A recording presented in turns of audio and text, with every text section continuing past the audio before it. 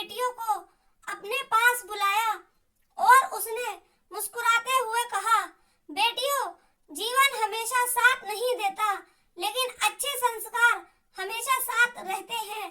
सबसे बड़ी बेटी रोने लगी। उसने कहा, पिताजी, हमें छोड़कर मत जाइए। दूसरी बेटी ने राजा का हाथ पकड़ लिया। तीसरी बेटी भगवान से प्रार्थना करने लगी। चौथी बेटी ने पूरे महल में गरीबों को भोजन बांटना शुरू कर दिया। छठी बेटी ने दिन रात अपने पिता की सेवा की। सबसे छोटी चुपचाप राजा के पैरों के पास बैठी रही। राजा ने उससे पूछा, तुम कुछ बोलती क्यों नहीं? छोटी बेटी की आंखों में आंसू थे। उसने कहा, पिताजी, कुछ रिश्ते शब्दों से नहीं, एहसासों से निभाए जाते हैं। राजा की आंखें भर आईं। उसे अपनी बेटी पर गर्व हुआ। कुछ दिनों बाद एक साधु महल में आए।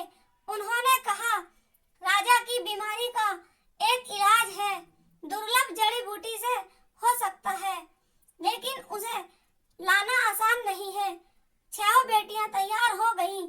उन्होंने कहा, हम अपने पिता के लिए हर कठिनाई सहेंगे। साधु ने उन्हें जंगल का रास्ता बताया। 6 बहनें निकल पड़ी। रास्ते में उन्हें भूखे लोग मिले। उन्होंने अपना भोजन बांट दिया। थोड़ा आगे घायल पक्षी मिला। उन्होंने उसकी मदद की। एक बूढ़ी महिला रास्ता भटक गई थी। उन्होंने उसे उसके घर पहुंचाया। धीरे धीरे उनका भोजन समाप्त हो गया, लेकिन उनका साहस नहीं टूटा। आखिरकार वे उस पहाड़ तक पहुंची जहां जड़ी बूटी थी। वहां एक वृद्ध ऋषि बैठे थे। उन्होंने कहा, ये जड़ी बूटी केवल उन्हें मिलेगी जिनके दिल में स्वार्थ नहीं होगा। 6 बहनों ने एक दूसरे की ओर देखा। उन्होंने कहा, हमें अपने लिए कुछ नहीं चाहिए, हमें केवल अपने पिता का जीवन चाहिए। ऋषि मुस्कुराए। उन्होंने जड़ी बूटी उन्हें सौंप दी, साथ ही आशीर्वाद दिया, जिस घर में ऐसी बेटियां हो वहां सुख कभी कम नहीं होता। 6 बहनें महल लौट आईं। वैद्य ने जड़ी बूटी से औषधि बनाई। कुछ ही दिनों में राजा स्वस्थ होने लगा। पूरे राज्य में खुशी की लहर दौड़ गई। राजा ने अपनी बेटियों को गले लगा लिया।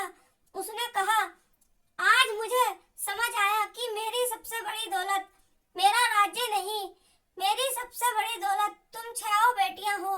राजकुमारियों की आंखों से खुशी के आंसू बहने लगे।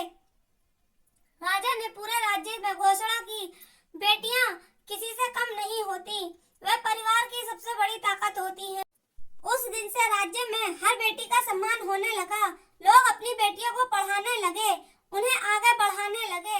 राजा ने अपनी बेटियों को राज्य की जिम्मेदारियां भी सौंपी थी।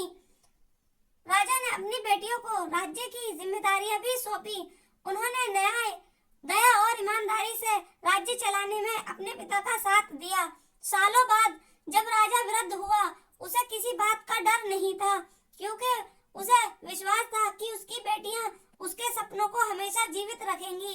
सीख, धन, महल और ताज समय के साथ छूट जाते हैं, लेकिन अच्छे संस्कार, प्रेम और बेटियों का साथ जीवन की सबसे अनमोल दौलत है।